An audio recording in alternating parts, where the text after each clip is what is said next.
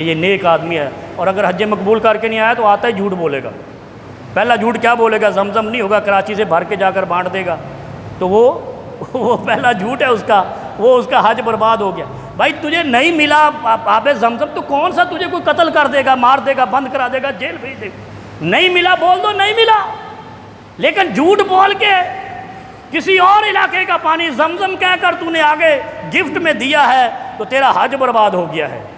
کیا فرمایا؟ ریا شرک ہے، والمنان و احسان کرنا۔ احسان کیوں کرتے ہیں؟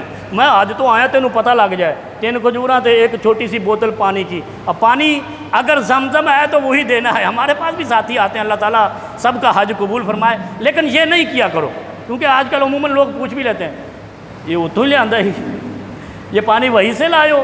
بھائی آپ کو کوئی مجبور نہیں کرے گا اگر آب زمزم نہیں دیا آپ نے، لیکن آب زمزم ہی دو۔ ایسا نہیں کرو، اگر ایسا کیا ہے کہ دوسرا پانی زمزم کہہ کر صرف بتلانے کے لیے کہ میں حج کر آیا ہوں، آپ کا حج برباد ہو جائے گا۔ جھوٹ بول دیا نا آتے ہی، تو یہ حج مقبول نہ ہوا۔ پہلا جھوٹ یہیں سے شروع ہو جاتا ہے، اس لیے کچھ